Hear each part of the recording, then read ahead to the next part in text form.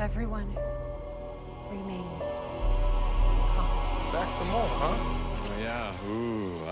That's how it always starts. But then later there's running and screaming. Somebody talk to me! What is happening?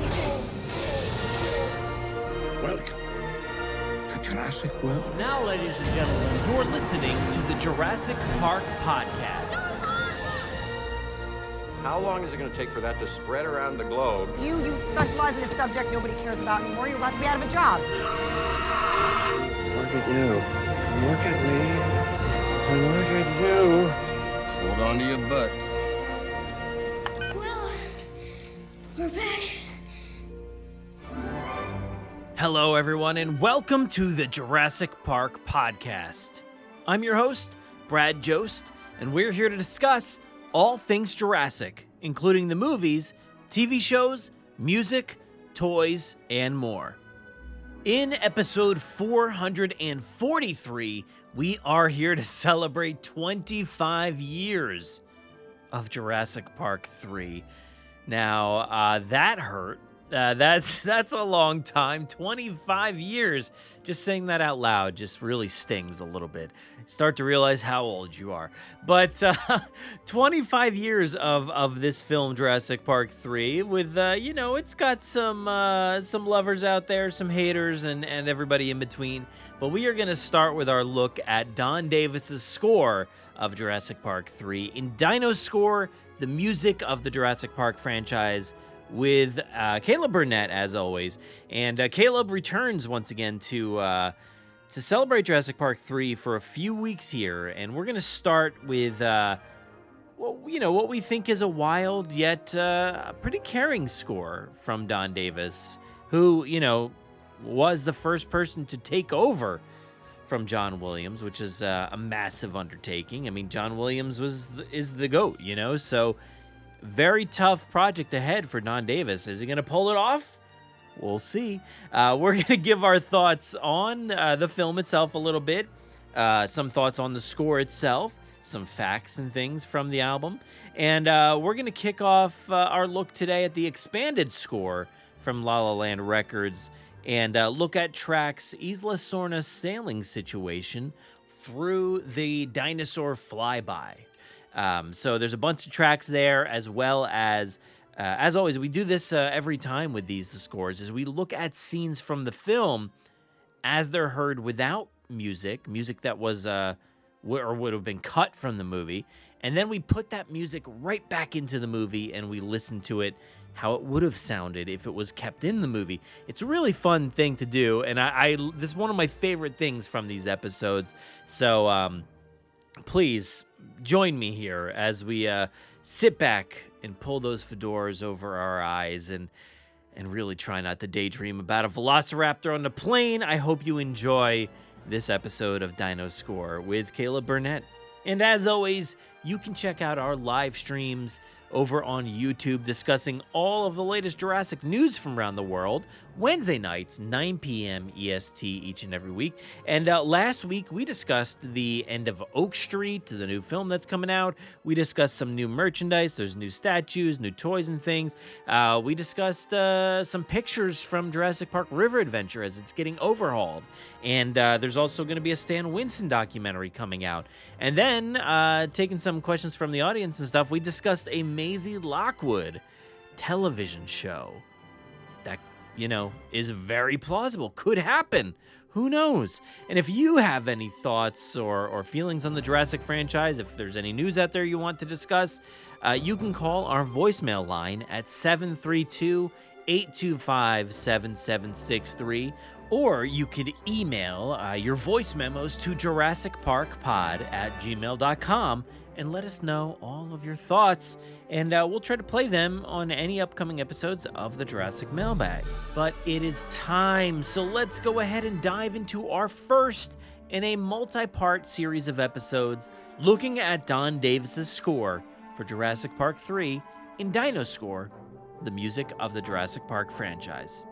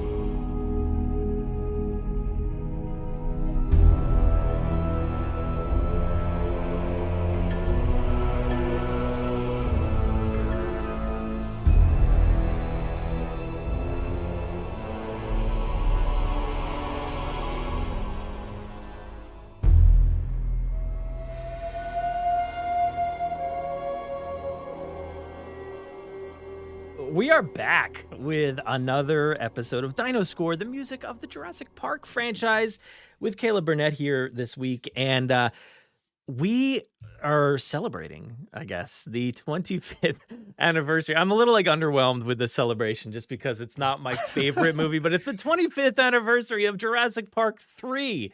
Caleb, are you excited by that news right there? How does that make you feel, first off? It makes me feel old, Brad. This is what it makes me feel. 25 years since 2001. Good Lord. No, this is a movie and a score that has been through my eyes and my ears and my brain countless times. It's a Jurassic July summer blockbuster, so I'm in for the celebration. I think we got to celebrate all these movies, so we gotta do it. We So, got to do it. Look, this is a movie. So my history with this movie, if anybody is unaware, which you probably aren't, I talk about it all the time. But this is a movie that, this is the first Jurassic movie that I remember seeing in theaters. So I went out, I think it was like probably opening weekend and everything. I was a little apprehensive at first because, I didn't really like some of the stuff I had seen. Like there was like a late night clip. I didn't really like that, whatever it was on Jay Leno or one of those things. And I was like, I don't know, this movie looks a little rough. It was the what do you call it? The airplane like fuselage like scene. It was on TV and I was like, oh, ooh, I don't like the way that looks. So I was a little apprehensive going in, but I went with a cousin who like I almost never see, and so it was like a big deal. This cousin was around for like the summer. We all went out to the movie theater. I still go to this movie theater today, which is great. It's still there. And nice. I was disappointed. I was a little disappointed when I saw that movie. There was a lot of issues I had with like the way it was filmed. Sorry, Joe. Joe Johnston is probably one of my most favorite directors. I was thinking about it while prepping for this episode, and I'm like, dang, like this guy, like he just really has some complete bangers, and I just love them all. For the most part, this one, it's the outlier, I guess. But yeah. So I had some issues with some of the visual stuff, some of the CG stuff. Blending the humans and the backgrounds and all that stuff was a little iffy. Dinosaurs looked fantastic, obviously, but I think one of literally from the start of this movie, it kind of throws me off. And we'll get into that. And it's part of the music is part of that reason why it throws me off. But there's that, the whole like Ben Hildebrand introduction part like is a little weird for me. And then we get to Alan and Ellie not being together. That whole thing threw me off, and then I was never the same. I know a lot of people are upset about like the T-Rex and everything. That didn't faze me at all. But the movie never really found its footing for me, and I think I've accepted it over the years. I've come to terms with it, but even still, kind of rewatching some of the parts for this episode, I was just like, I'm just scarred, I think, a little bit, and it's just one of those things that I don't know if I'll ever be able to get rid of fully, but I have learned to really love some of these moments in this film, and the score is one of those things that I'm still trying to come to terms with and kind of enjoy in certain regards, because I think there's some really excellent stuff in this score, and there's also a lot that I'm not like in love with. So we'll get into that a lot, obviously throughout the course of these episodes here. But what is your like history with this movie and then like the score itself? So this is, I guess now, the outlier. Like this is the one Jurassic film I've never seen in a theater. Ooh. I was born in '95. I was 6 when it came out. My parents thought it was too scary to let me go see it in a theater, unfortunately. But I do remember, like, I mean, I was aware. I mean, saying that, like, I was definitely aware of it at the time, and like seeing the TV spots and the trailers and stuff like that. And so, yeah, and unfortunately, like, there's some 25th anniversary screenings going on this year that I'm not going to be able to attend, unfortunately. Otherwise, I could Yeah. like tick it off the list of tick the last one off the list of Jurassic movies in the theater. But yeah, so I mean, I obviously was introduced to this movie through DVD, through seeing it on television, after seeing the first two Jurassic films. And like at the time that I saw Jurassic Park 3, it was the last one that had come out. There was no Jurassic World. There was not even a discussion of Jurassic World. And so it's always been sort of an out. I mean, it's for me, it's always been sort of the outlier of the franchise for me. It's sixth out of seven in my ranking. And I love all my Jurassic children equally, but like it's definitely towards the bottom.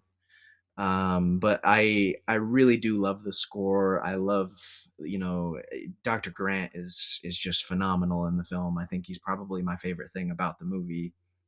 Just his, The Lost World is about Ian Malcolm's PTSD from his experiences, and I think Jurassic Park 3 also does that for Dr. Grant. And so I really love just seeing how he reacts to how the story has progressed and everything InGen has done, and his commentary on all of that. Um, and even though it's low in my ranking, always has been. I actually had a friend growing up who liked the Jurassic movies, and he liked Jurassic Park 3 better than any of them. He was like, Jurassic Park 3 is so awesome, it's the best one. And I was like, no man, no.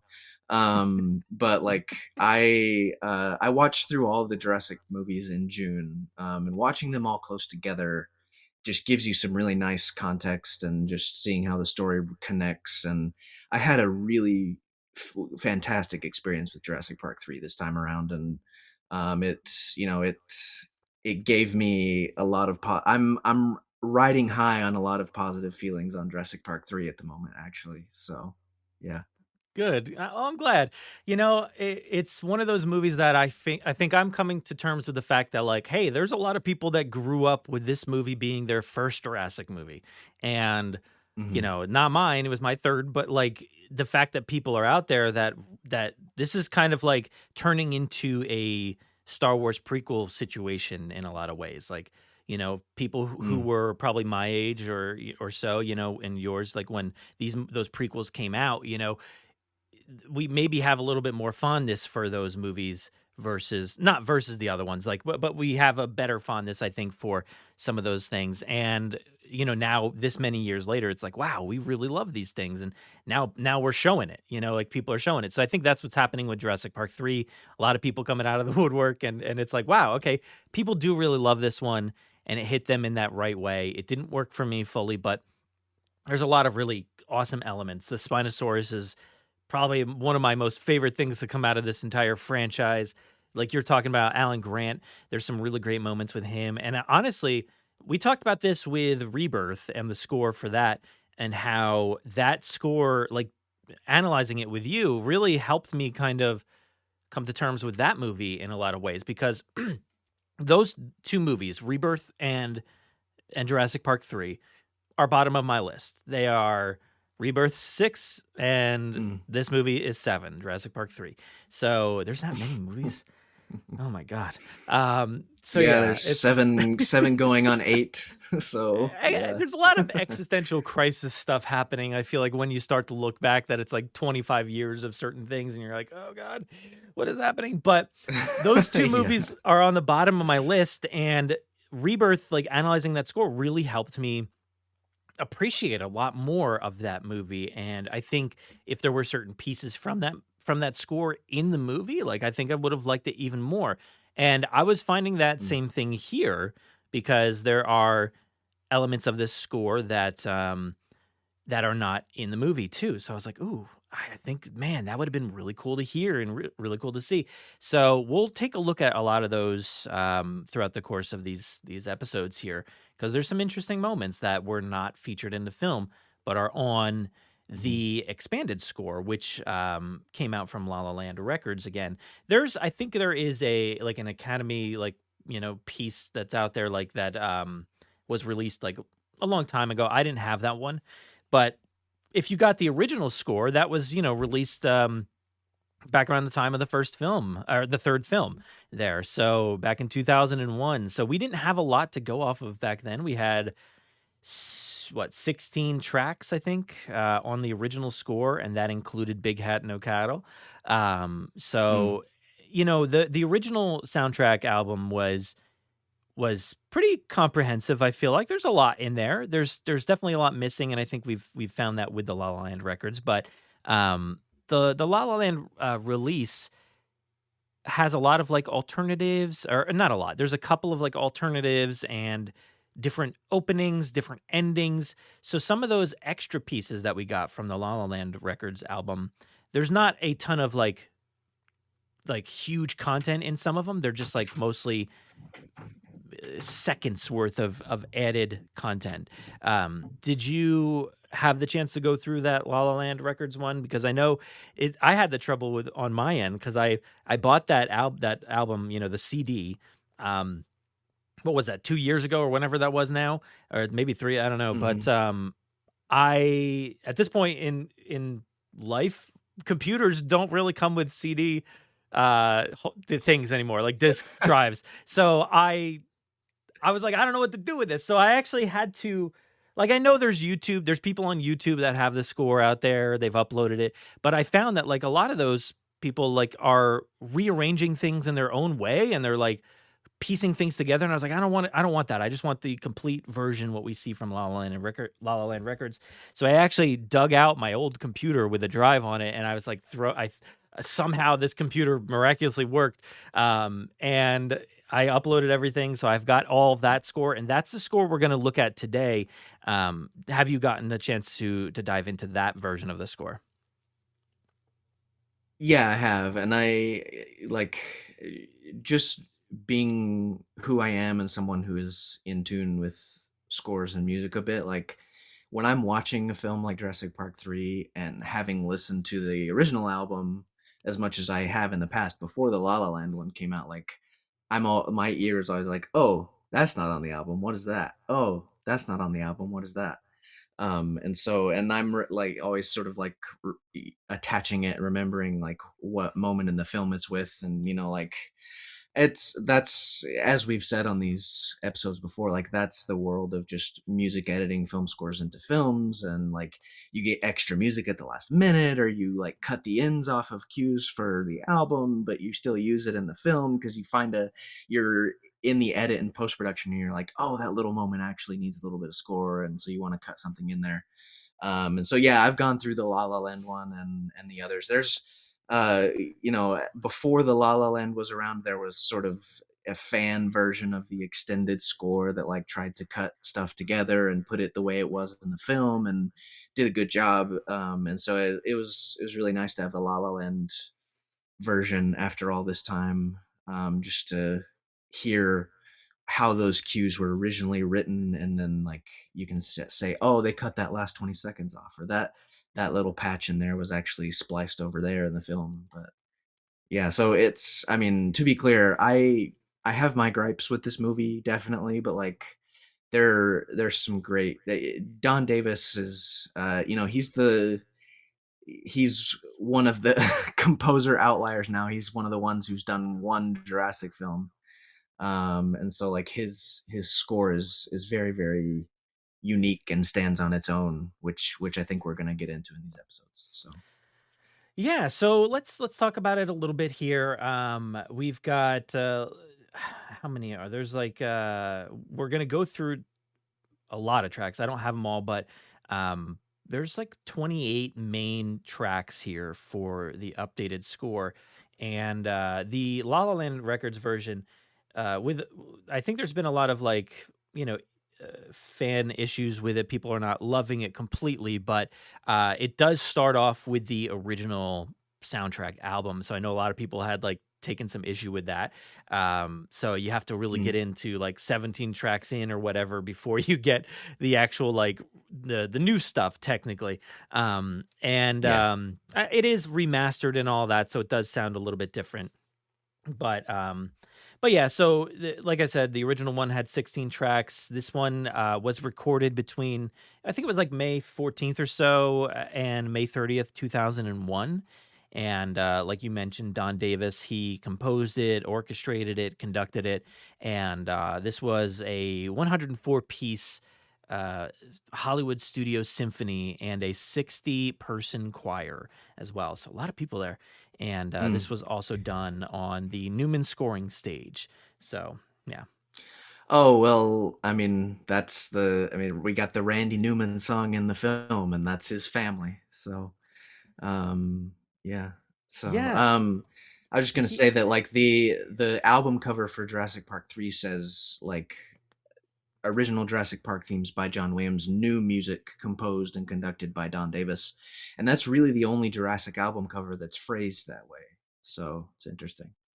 Oh, yeah, yeah. It is. Yeah. I mean, there's a lot of John Williams in this score. And, I think for There a is, long yeah. time, there's a long time where I kind of just like considered this just it's just like copycat kind of score in a lot of ways. But like, now we've gotten 7 movies. We've gotten a bunch of more since then.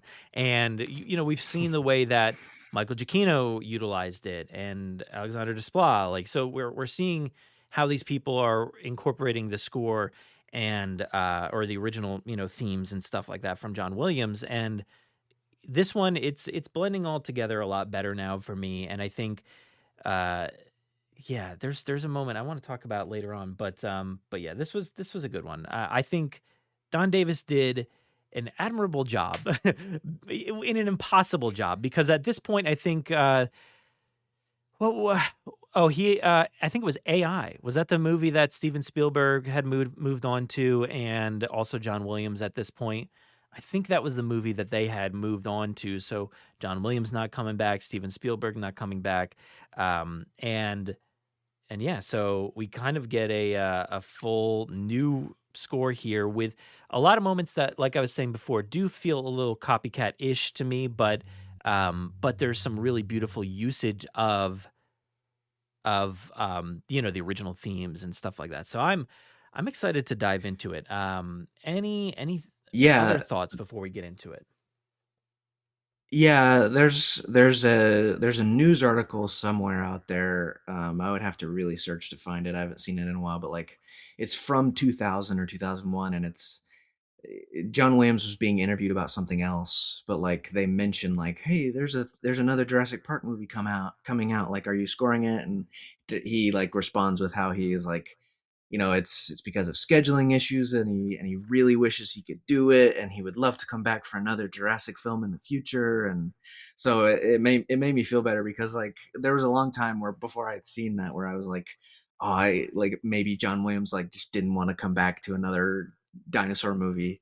But apparently that wasn't the case. He wanted to come back. And I you were saying that like you sort of felt like this score has a lot of copycat stuff, and I've felt that way for a long time too, because I do feel that way about some of this stuff. But like I just watching it more and listening to the score more and the extended stuff, like you notice all the new moments, and there are just really some cool little new themes, new moments, new Jurassic textures that Don Davis provides. So Yeah, so throughout this score, there's the Jurassic theme. There's like the main, like, kind of animal theme, I guess, or something. And then there's the adventure theme. The basically they're traveling around the island. You got that from it's mm, straight out of the first movie. When they're coming to the island, like that adventure theme.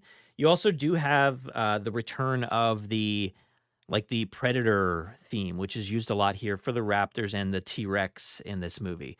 That hmm 4-note motif, which is synonymous with Jurassic at this point. It's just like, it's so great to hear that return. There's a lot of other little moments which I think are really nice to hear return, and not just your stereotypical, like yes, there are the JP original theme, like the adventure theme and stuff like that, but hearing that T-Rex theme come back, hearing little moments throughout the original score come back, it is really cool to hear that utilized now that we've gotten so many other scores where the Jurassic Worlds all felt like it's like we can't stray. We have to like only use this theme and this theme. There's 2 themes and that's it. And then, when they do, mm, when Michael Giacchino does dive into like the Lost World for a split second, you're like, what? what's going on? But like, there's a lot of that here where it makes sense. And it's really cool to see, oh, they used something for the Raptors in the first film, so we're going to go back and use it here really quickly. And I appreciate that. And I think Don Davis did a lot. Like, there is a lot going on here. And when you really sit down and listen to the layers, I think, yes, there's a lot of like bombastic moments that are like very much probably some of the most like craziest score moments you could really get. Like, I don't know if there's a score out there at times that is more wild than this one. Like, I really don't know if I've heard that before. Maybe you have, but I think there's moments throughout here that it's just like wall to wall sound with layers of things that are happening. And it's almost like nonsensical, but like in a good way and bad ways at times. And I'm like, man, it is wild. So there's a lot of that, but there's also a lot of really like sweet stuff and the new themes, like I was talking about the themes, so I kind of got sidetracked, but like that 4-note motif from the T-Rex, like they've got a new version of that here utilized for like the Spinosaurus. And then you've also got the main new theme from this movie, which is all about the family. And there's kind of like, there's like the A theme, the B theme. So there's like a little bit, there's like two parts of it there.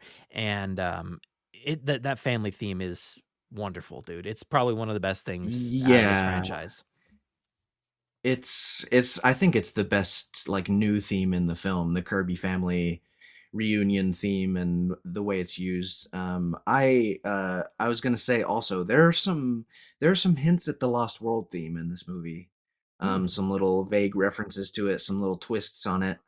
And so we can talk about that too, but like, yeah, like the Kirby family theme is fantastic, and we can talk about like maybe what it's trying to do or what it's referencing also, but it's just I think it's the best new theme in the film because it's sweeping and grand and heartwarming. But like also what you were saying about like how much absolutely crazy bombastic music there is in this movie. Like the orchestra is just going nuts at a few points in time.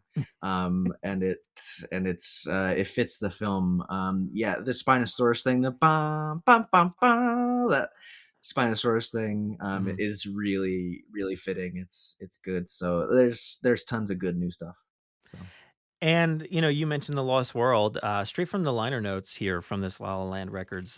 Who was this? This was John Takis here wrote the liner notes for this one, and he did say that the temp track for Jurassic Park 3 was taken mostly from the Lost World.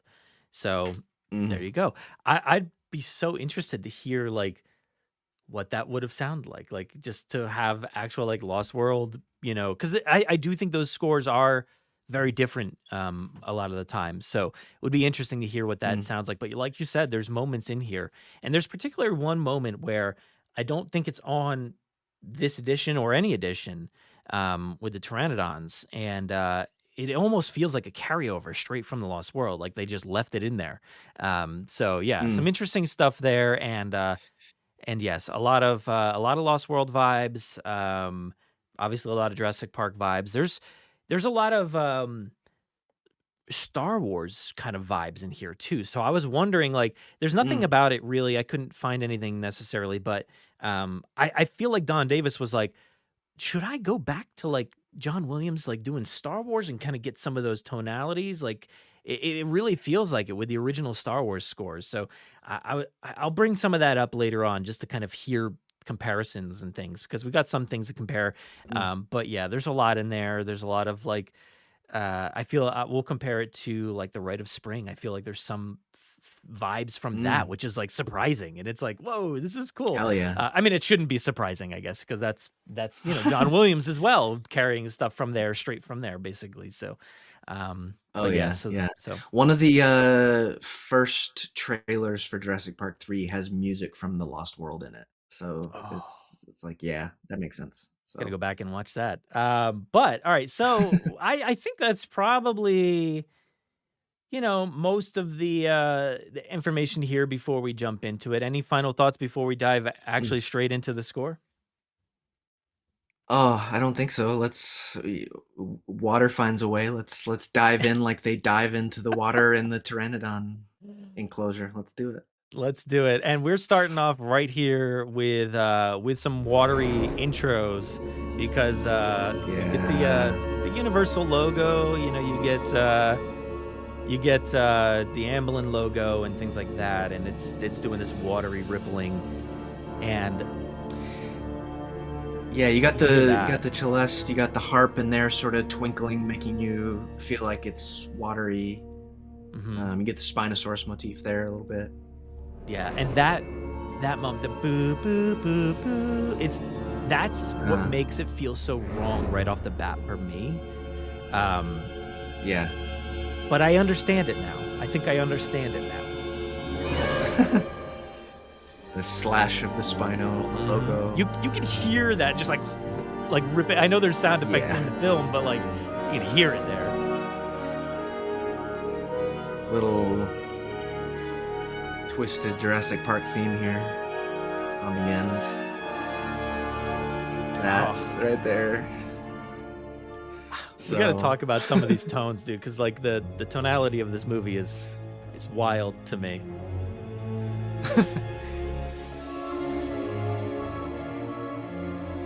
This track really does provide the mystery and the suspense. It's like, what is going on here? This is definitely not good. So. Very sweeping, a little bit of Star Warsy sound in there too, so I was liking that.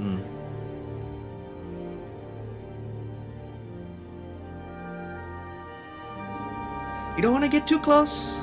You don't want to be eaten. I don't know where it is, but all I'm hearing is, no, not yet. Like, yeah. More Jurassic Park theme. Sort of hinting at the Kirby theme in here as well.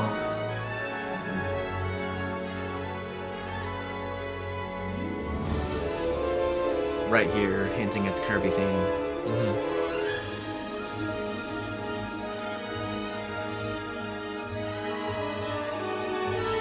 little bit there too, yep. There as well, yeah. Yes, so many variations on the JP Adventure Island theme. So many.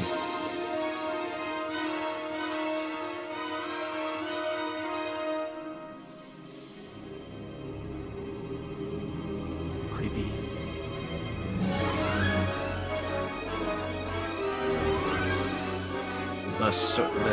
The boat sort of leaping off the waves.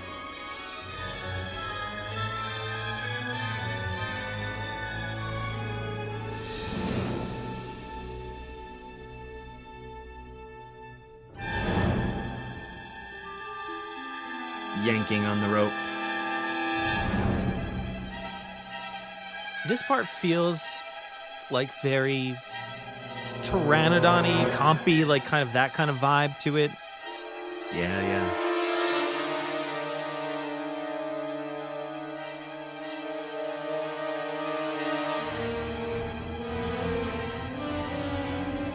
Rising brass here. That's menacing, like ascending notes there. Oh, it's so good.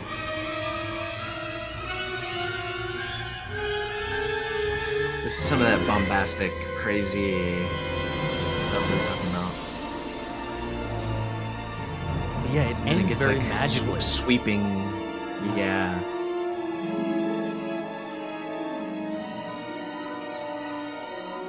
Like so really mysterious, but like, oh, we've let ourselves free from the rope. Like, okay, we're gliding off. I feel like I gotta get out the dinosaur toys now and just go. Rawr. Like, I was about to say the really nice fade edit transition into Alan. So, yeah, Charlie. Yeah. It's so Charlie, those are herbivores. They probably wouldn't want to fight each other. But like the way that they characterize him is so perfect. I love that. That is so good. Well, they come in with him, and he's with a kid, and Ellie comes in with a kid behind him, and as a fan, you're like, oh, they're together and they've had kids and it's so sweet and they're playing with dinosaurs, and then it's like the camera pans right as Mark shows up, and it's like, oh man. So there's so much heartbreak in these opening, literally like 3 minutes or whatever. This track was 4:28. So in the opening 5 minutes of this movie, my heart's already broken. So a lot of that track is pretty great, I think. I when I first saw it, I had a real tough time with that 4-note motif. So that was tough for me because it sounded wrong. It sounded something, like they had made a mistake. And I know they didn't, right? They couldn't have possibly, but I Mm. kind of understand it now. And, reading the liner notes and it being this kind of call to like the Spinosaurus and everything, knowing that the Spinosaurus is this like aberration, this thing that's out there on the island that we don't know about, that is, different than anything we've ever seen before. It makes a lot of sense to do a tweaked version of that original, 4-note motif. So I kind of get it there. It makes a little bit more sense now. Yeah, twisting on what you like. We're in a familiar location, familiar situation, so to speak, and like you're twisting it a little bit. Like, okay, this is new. We're evolving. We're it's an aberration, like you said. And the philosophical meaning I take from that I sort of bring also into the Jurassic World films, where it's like this. It's the evolution of the franchise. It's the evolution of the story. It's the evolution of those themes where they're familiar, but we're twisting them and they're growing and they're changing. So Yeah, let me just play the opening of that the theme from Jurassic Park from Jurassic Park.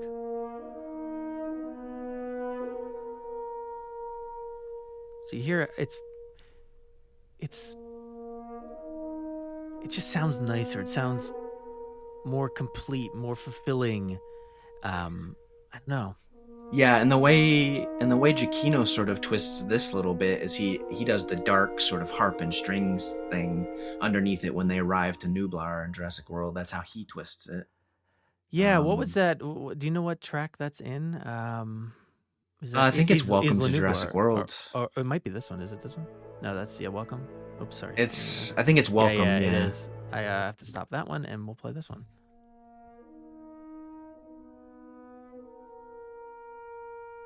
Yeah, yeah. When it comes and back, then you get that little dark ringing thing from underneath. the gong or whatever. Yeah.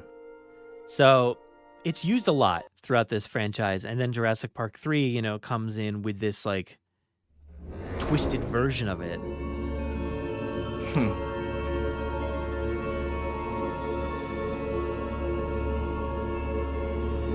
Get to it.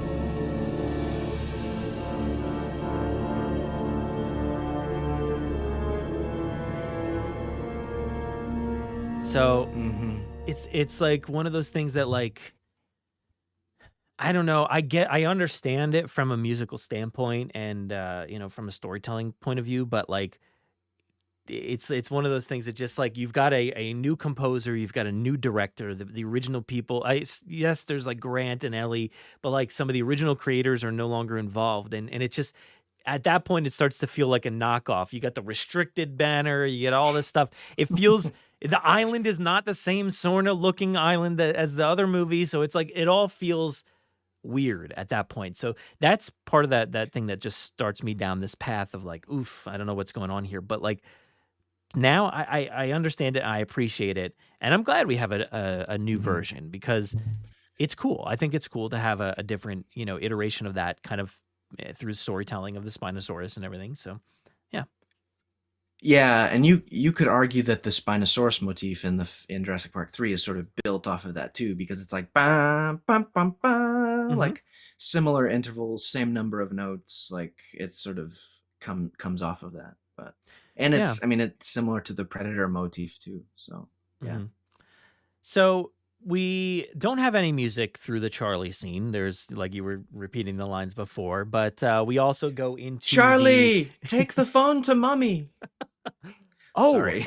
I can't wait. We're gonna have to listen to some Barney, I think, later on. So yeah, we are. but yeah, there's no music also during the first half of the dinner sequence. until about Mark steps away. He leaves, and we do get a song that was not on the original soundtrack album. This is Dino-Score Man. So let's take a listen to that. It's a great track title. Mysterious. Do you remember the sounds they made? I try not to.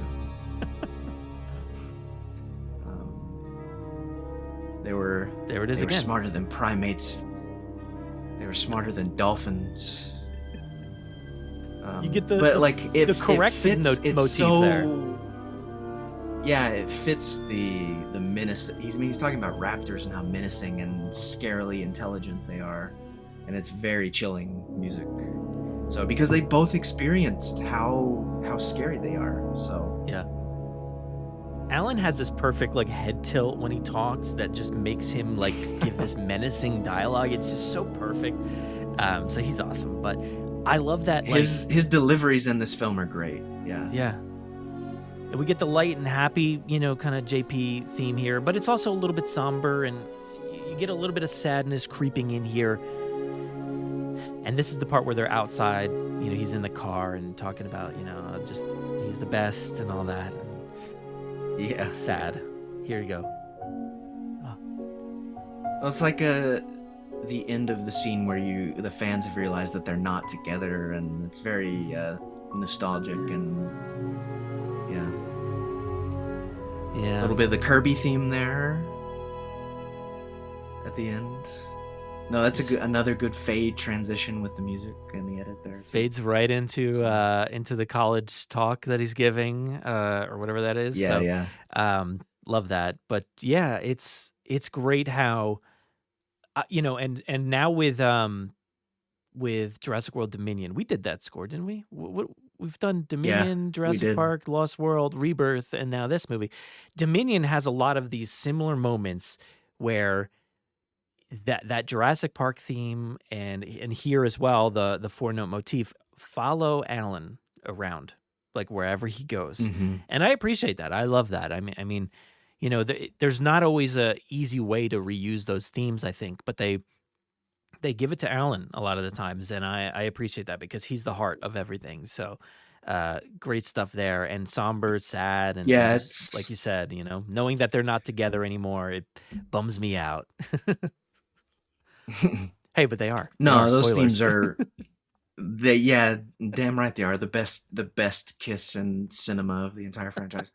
No, I love Dominion, but so yeah, you said that motif sort of follows him around, and I think it follows him around, and the trio around in Dominion a bit too, and I think associating that with those characters is 100% appropriate because they experience Jurassic Park, they are Jurassic Park, and it's that association is apt. So yeah, so there's another version of that, and there's not a lot to it, but it just adds the choir in there. So this is Dino-Score Man with the choir. We won't listen to the entire thing because it's basically just the same except for this beginning choir part.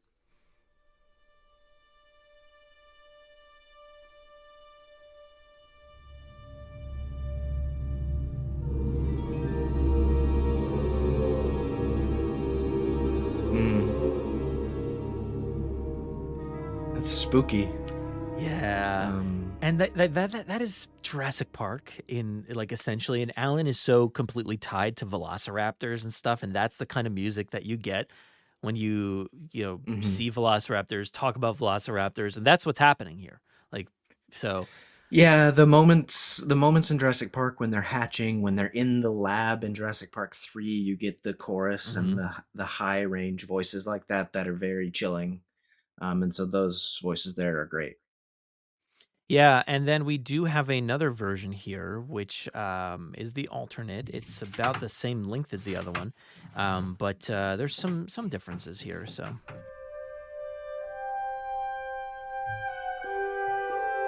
starts off differently. It's very sweet. A little Jurassic Park theme there at the beginning. Yeah. Got all that same stuff here. Yeah.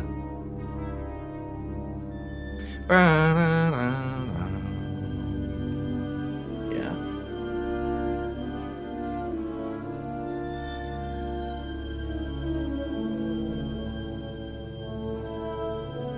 Yeah, this is different.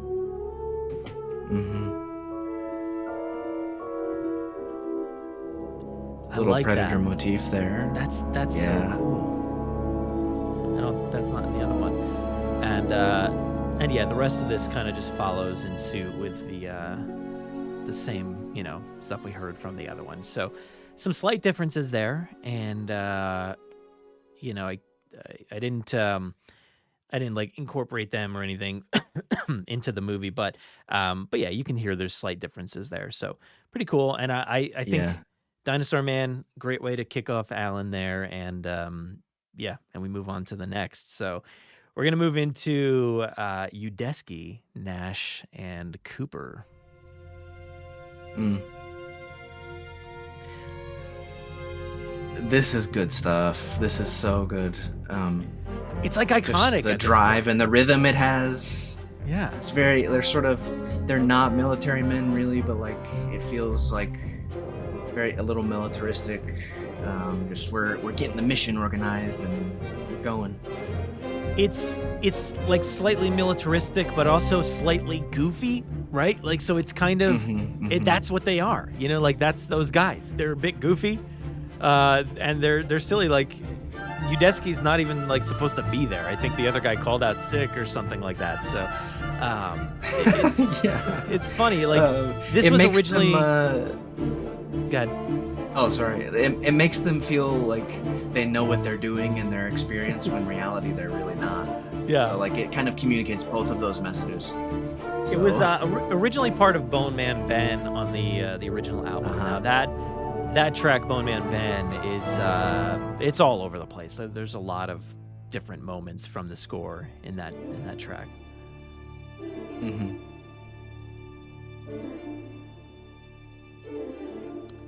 But a lot of this track, That really rhythmic sort of brass, like I associate that with Jurassic Park 3 so much. Just there's so much rhythmic brass going around. oh my god, so much. This a lot of that other stuff felt like kind of akin to like the maintenance shed stuff from Jurassic Park, even Jurassic Park Gate. This one feels a lot like the history lesson, this part of the track. Oh yeah, totally.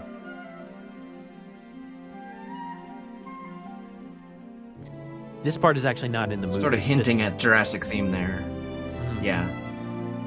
Not in the film. But let me Little tell you, Kirby it's great in theme the there, film. a little bit. It is great in the film.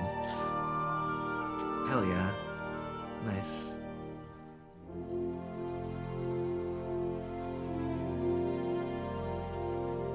Oh, that's good. Yeah. There's so much John Williams themes in this film. They were probably like, we gotta cut a few, guys. We can't just use it over and over. Like, because like there it is again. So That's the vibe that like that Colin and Giacchino kept talking about. It's like, well, we can't overuse this, guys. Like we gotta just minimalize it. But Right. like yeah. Don Davis and Joe Johnson, no, so let's slap that thing on everywhere. That thing, it works everywhere, and I love them for that. Like, don't shy away from it. I think it's great. Yeah. But yeah, it gives me vibes of the history lesson, which we cut to like about a minute in. I think it's kind of got some of those vibes.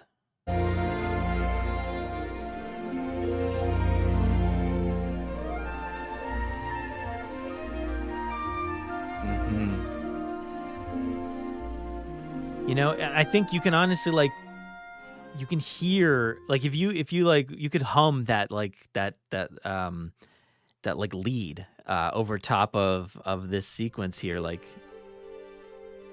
it just kind of works in very similar ways. Oh yeah, it's very childlike. It's very interested, and it's about we're learning things. I read your book, like it's Yeah. it's that whole thing, and Which car were you planning? yeah, I think- to ride in.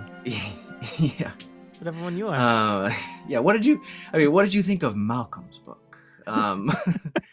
Uh, no, I feel like that would have been. I mean, I don't know what that. I mean, maybe what they intended that for, but like, I mean, there are kids in every Jurassic movie, and that kind of just very calm. The woodwind sort of noodling around, doing nice sounding things. It's very childlike and interested Yeah. about learning. So Well, I'll play that where it was supposed to be in just a minute here, but oh yeah. so this originally was from Bone Man Ben, and you can hear it here at the start of that track, right? So Mm. that's the start of this track, and then this goes to, I think, about like a minute or so in. So if we like cut into like right around here.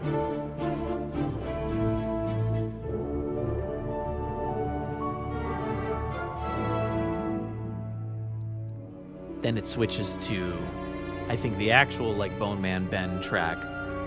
So yeah, so that changes up there. But yeah, it's, John Williams is always good about using these like concert pieces in a way. And that's Bone Man Ben is like one of the main ones from this that just kind of utilizes a bunch of different things edited together. There's what, 1, 2, 3, 4, 5, I think 5 different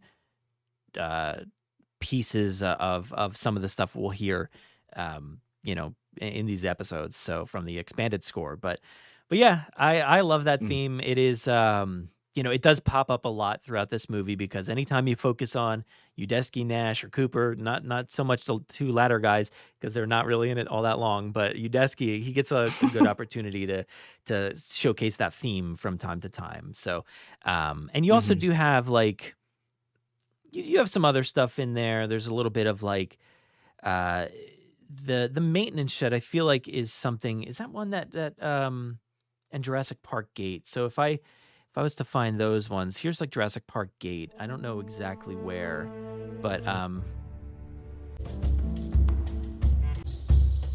it's kind of got that jaunty, like, that motion that I feel like is kind of what he was going for, and maybe that's a little bit of like the Lost World peeking in as well. But the maintenance shed, I think there's something here as well with I forget exactly where, like this. So this, this is more militaristic, right? Like this feels more serious. Like you trust that they're gonna get the job done. Not so much with the goofy, like jaunty version from the other movie. And get the Jurassic Park theme in there, and you wouldn't necessarily expect it in this context, like with militaristic music like that all the time. Yeah, it works well. It works well here. Not so much later, but but here is... I was gonna say it gets pretty militaristic later. So this is a moment that will feature part of that half of that Udesky, Nash and Cooper track, the second half that was playful and sweet. Let's listen to this moment in the movie without that, just so we can hear what it sounds like. Nothing to worry about, sir. Obviously, just after that introduction to Udesky, Nash, and Cooper, you can still hear it playing. And then we get this scene. No music. At the Billy, dig site, yeah. I don't think I'm doing this right.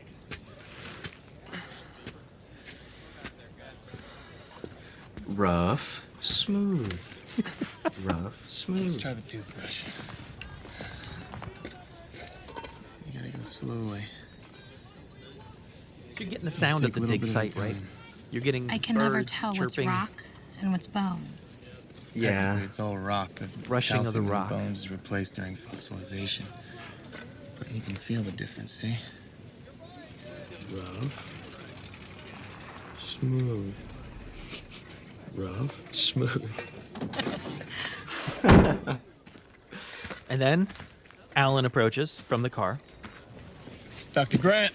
Mr. Brennan. Mr. Brennan. So, how'd it go? Yeah. Well, So not too that's late the to end of change that your major. sequence there. But let's go ahead and listen to what that would have sounded like with the rest of Udesky, Nash, and Cooper, because I actually really like it. Nothing to worry about, sir. It's gonna be a walk in the park.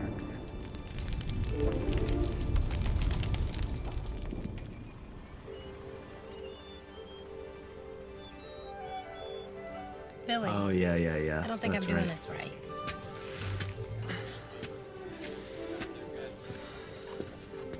It does make a lot of sense. Like, it's very Let's try the toothbrush. Jurassic dinosaur adventure-y. You gotta go slowly. You just take a little bit at a time. I can never tell what's rock and what's bone. Technically, it's all rock, but calcium in the bones is replaced during fossilization. But you can feel the difference, eh? Rough, Kirby theme in there. smooth. Rough, smooth. And then when Alan shows up, Yep, yeah. there's the theme. It works so Dr. perfectly. Grant! Mr. Brennan! So, how'd it go?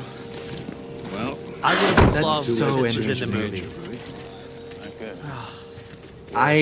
I would too. I really like that. I can see why they didn't do it. I think under Billy and the other paleontology student talking, I think it gives it a little too. I think it's a little too sweet. I think it gives it a little too much of like, for lack of a better word, like romantic vibe between them or something. And they were probably like, that's a little too on the nose, maybe. But like, if it would have cut out after Udesky and Nash and Cooper, and then come back in sort of right before Alan shows up and done the Jurassic theme and done all that, like that, I think that might have worked well too. That's so interesting. It reminds me a cool. lot of like Dominion and getting to that dig site and then hearing like that same theme, the Jurassic Park theme, kind of come in various Yeah. ways and stuff. Very similar usage there. And I would have loved it. That sounded great. I think that one for me is like a go for it. Like keep that in, because I know, like you said, though, it does kind of like give this like playful romantic side to them, but that's what they're going for there. Like they're definitely, there's no way around it. Like he's trying to like, woo this character here. Cheryl is her name. And Cheryl. Yeah. Cheryl. No, but I just think of Cheryl's. like Cheryl.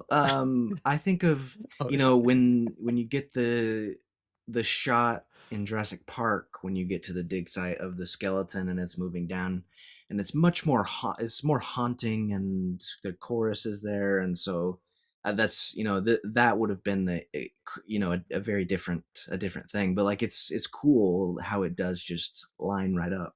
So Yeah, I it like is a that. very different style. Like, it's not very, like the playfulness of it is not something we're familiar with a dig site. So I can understand that it's a little jarring, I guess, for that case. But I like it. Billy's Yeah. a unique guy, so it would have worked well for me. But let's go to the next one, which is the raptor bone. And Oh yes. yeah, where's that one? I've got that one here somewhere. Here it is. Boom.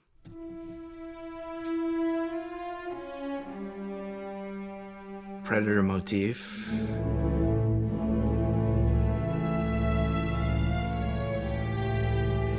This is one of my favorite cues of the entire score, when they're just realizing what this 3D printed thing is, and he's calling, blowing through it, and it's just so haunting, so ominous about what's to come. You get the Predator motif in the strings there again. Jurassic Park theme. This track, like, to me, really understands Jurassic. Like, it understands the what they needed to do fully. Yeah. This bit's not really... Yeah, there we go.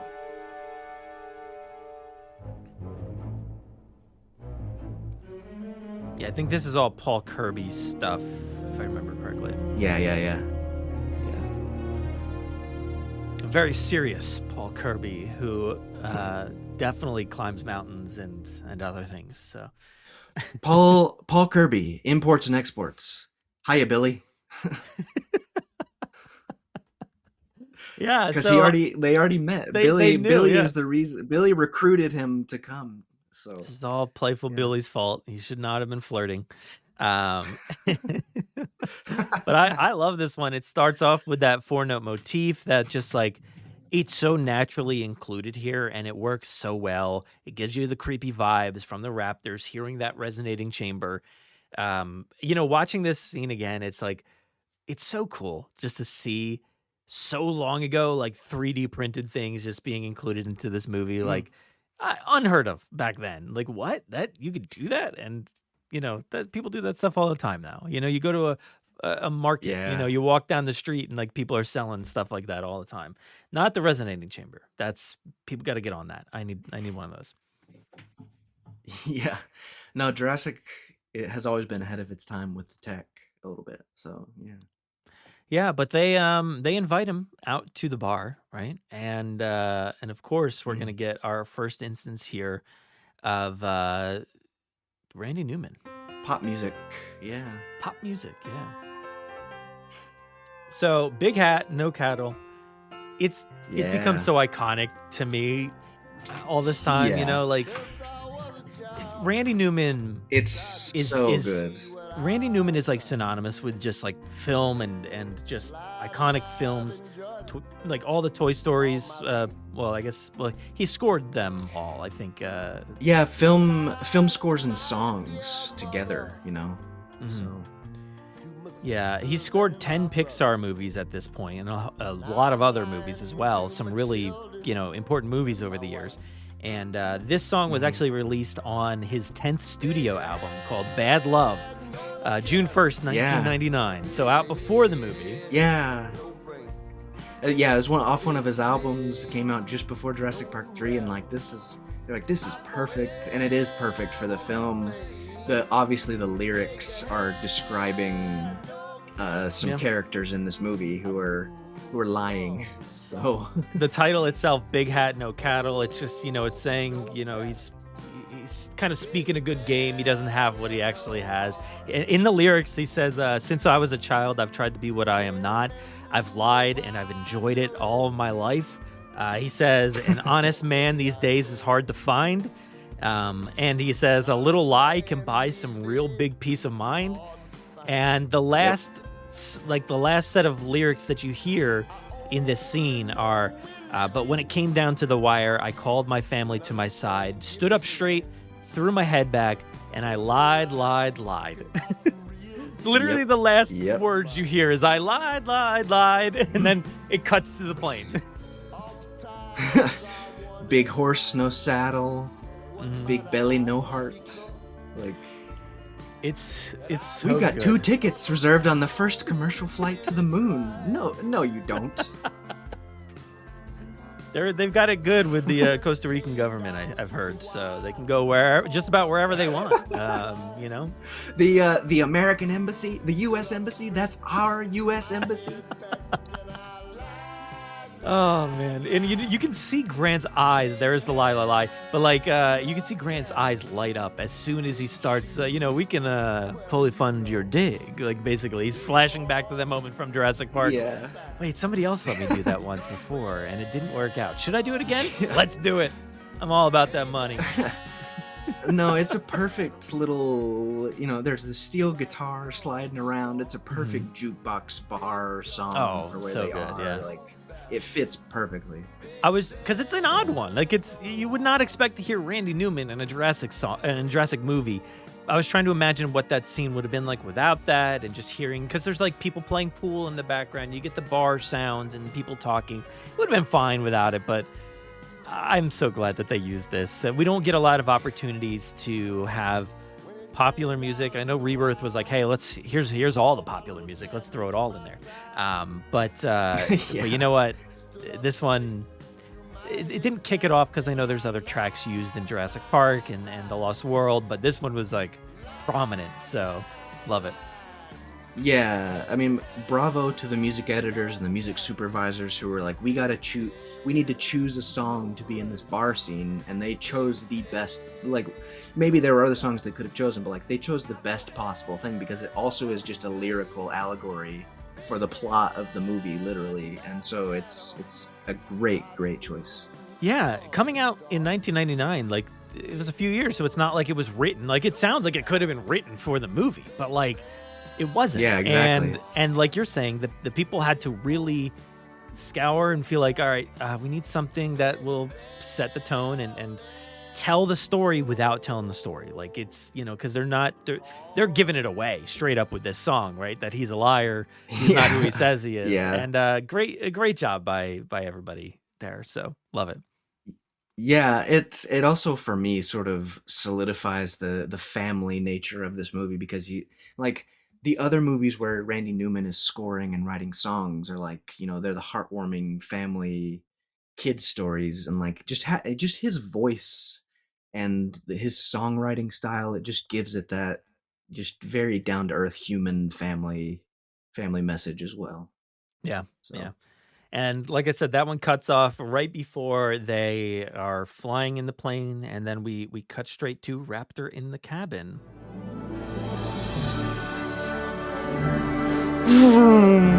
This, to me, I feel this is magical. I feel like we're going to Hogwarts or something. Yeah. Like, what's happening?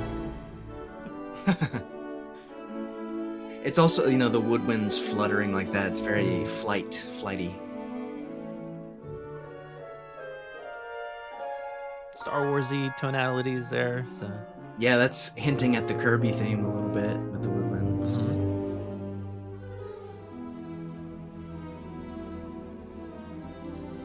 Thank you for bringing me along, Alan. Don without you, has it's so just much me and the damn sweetness. tourists.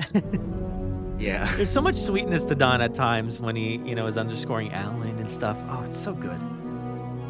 Yeah. He does some great new sort of orchestrations, instrument choices with the Jurassic themes. Yeah. You know exactly when Alan's talking. Like, you know exactly when he's on screen. Yeah, I mean, as a composer, like that's hard to do, to switch around with the orchestra so quickly like that. So he's going all over the place Kirby in this theme track. there. The Udesky stuff here. Yeah, more of the yeah. And then we get Alan closing his eyes in a second here. Or I think he might have already done it, but yeah. You get this dreamy haziness. Oh yeah. Oh, this is the Flying through scene the we gotta clouds. talk about.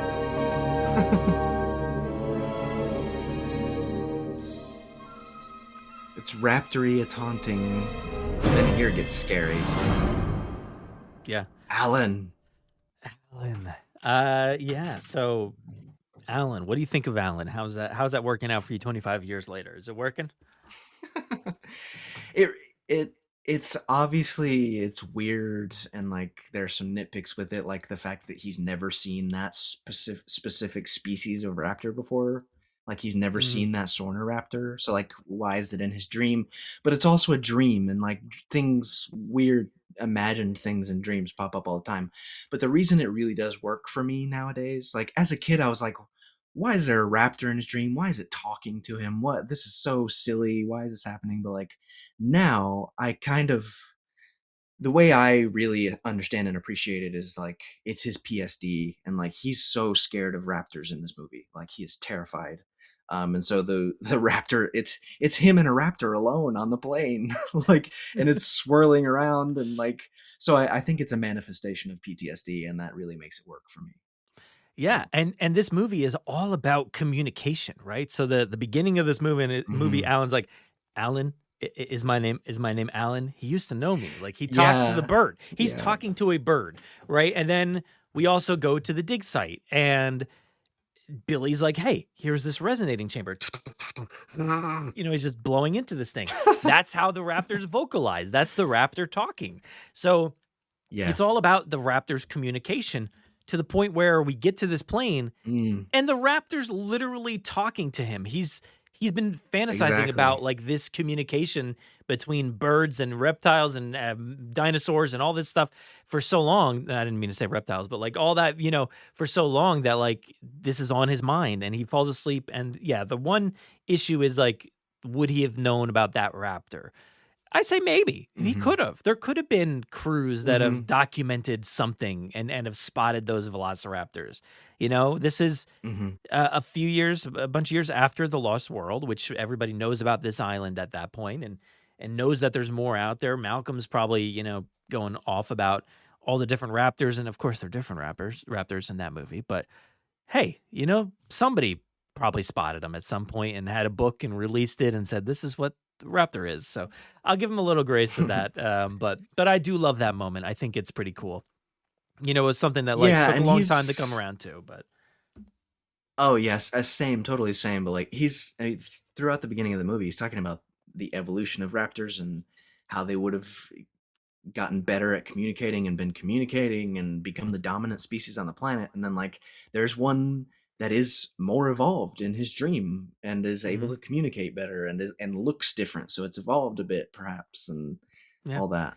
And by the end of the movie, he literally talks to a raptor. He just, he does the communication. So it's it's full circle kind of stuff.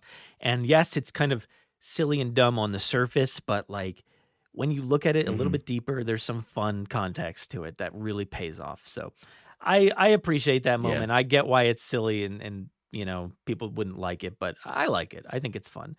But yeah, it really feels like we're going Hogwarts or something in this, which is weird. John Williams didn't release that music until after this. It was November or something like that of 2001. So, but yeah, it's given that same kind of vibe there. I think that's fun. Yeah, totally. And after this, when he wakes up, it sort of goes back into what you expect from Jurassic. Yeah. There is an alternate to that that raptor in the cabin moment, and it's basically the same, other than that raptor moment at the end. So we go ahead and skip to the end here.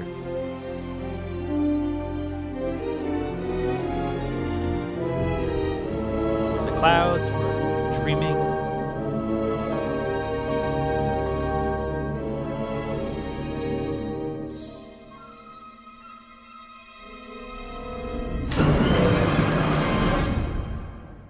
It's a lot bigger of a moment. It's more bombastic. Yeah. So if you listen to just that last stab at the end, this is from the original one, the one that's in the film. Just a quick, and then a drop, right? A quick one. This one's just a bigger.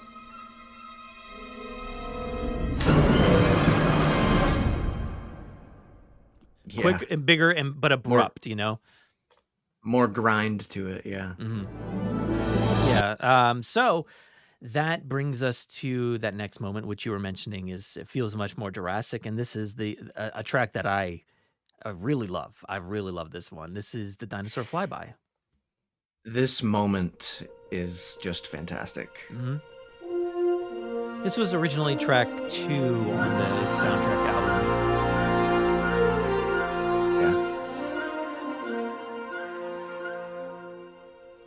Sort of some variation on the Jurassic theme a little bit there. This part is a little bit extra from the soundtrack version. And it cut right to that.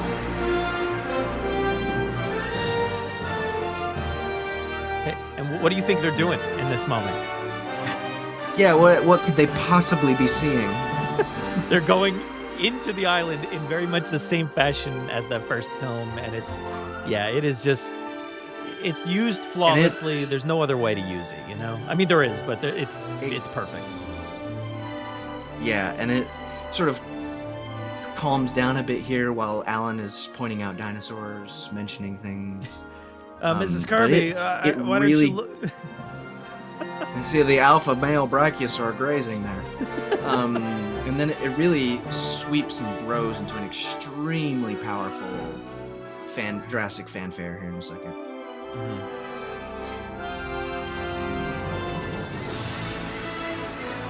Very quick.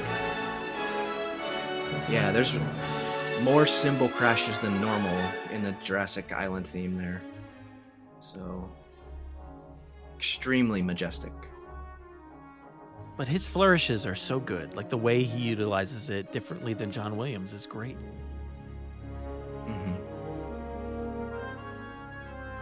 Twist on the Jurassic theme.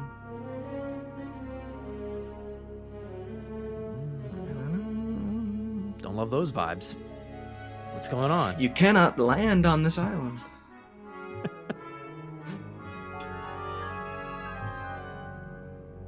Very Star Warsy right there. Oh yeah. And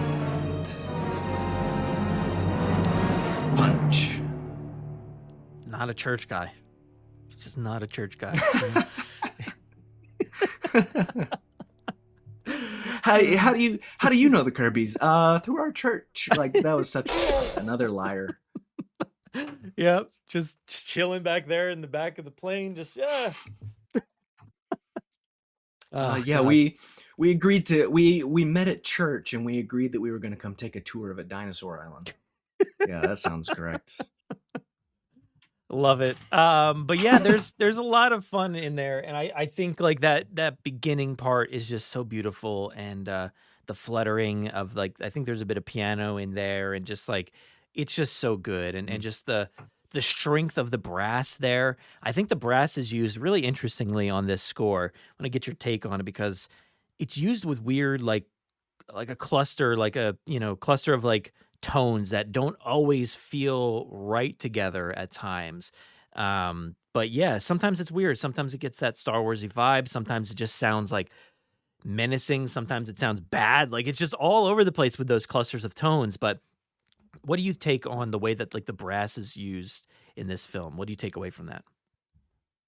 Oh, I think it's used in the proper Jurassic ways, like we just heard in the fanfares and things. But like it's also used in majestic French horn ways, very smooth ways when the French horn is by itself. But like there's also a lot of just wang in the embouchure and the way the players are actually playing, to where it has a very like animal call, bombastic, grating, like "Rah," like there's just a lot of that rough articulation in there that adds to the tone. And like also like you were saying, like when there's a group of trombones playing together or the whole brass is playing together, like it's forceful, it's aggressive, and that's on purpose. There's more of this, perhaps more of that perhaps in Jurassic Park 3's score than like some of the other Jurassic Park scores, as far as like you hear brass like solo or like protruding by themselves out from the orchestra in that way, just wah, like Yeah. it's very a predator, dinosaur, carnivore, aggressive, bombastic. So Yeah, bombastic. It's a bit it's like dissonant very much a lot of the time.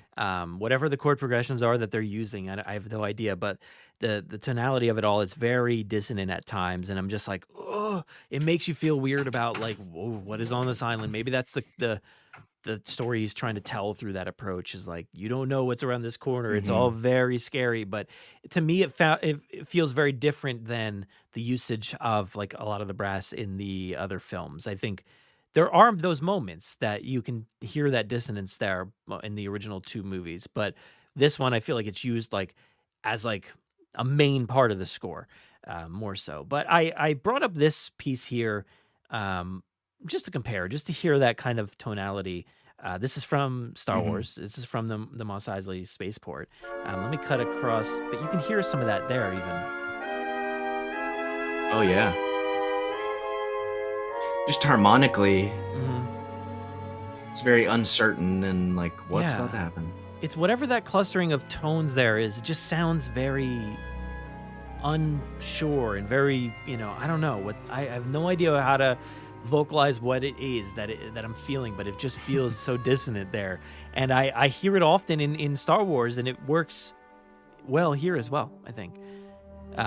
But yeah. Yeah, I mean, there's some tritones in there. There's some extended intervals that like aren't consonant. They're definitely dissonant, and like that's why it's making your ear go, "Oh, that's not right." Yeah. Like, what's going on? Yeah. So like, So, for instance, like around like let's see, 157 of that dinosaur flyby, you get again,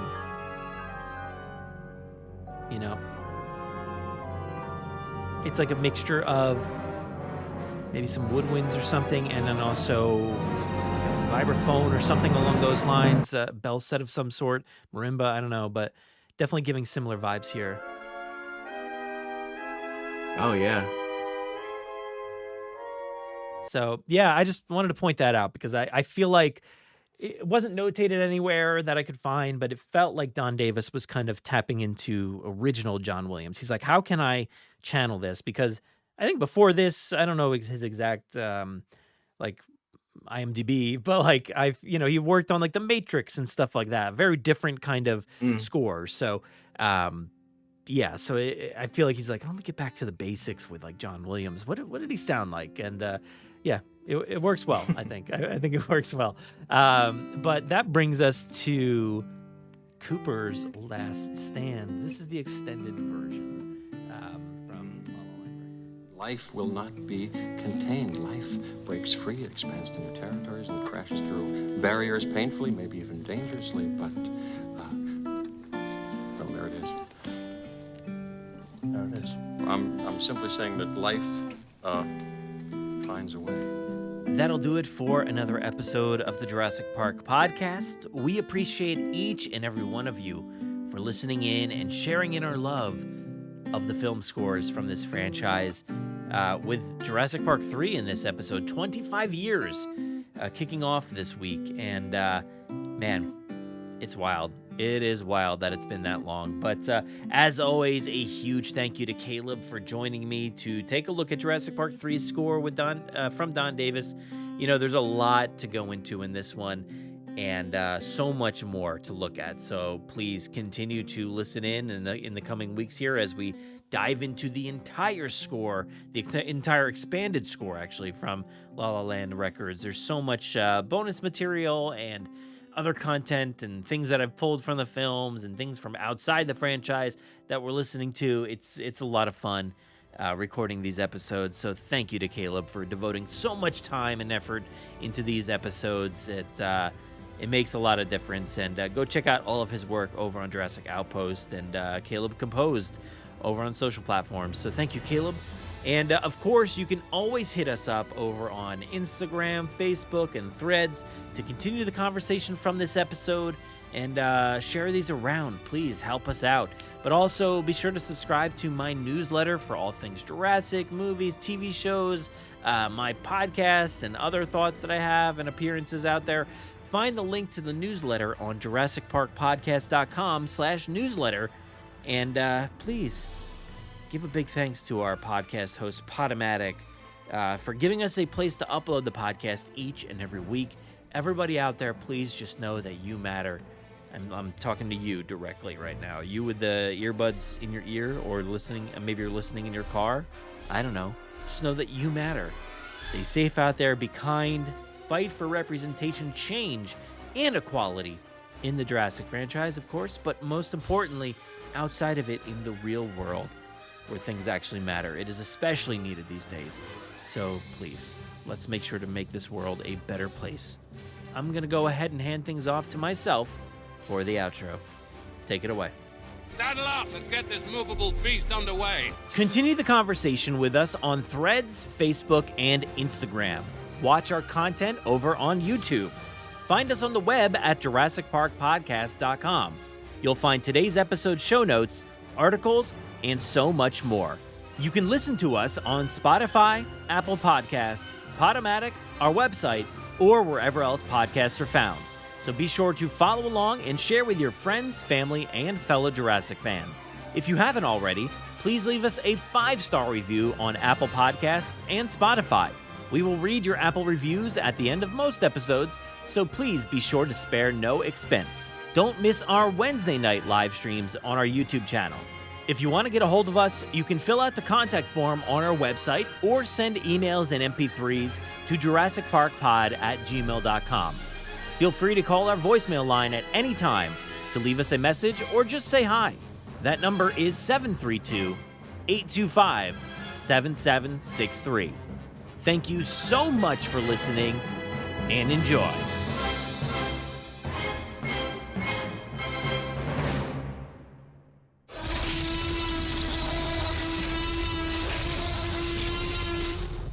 Five minutes. Drop what you're doing and leave now.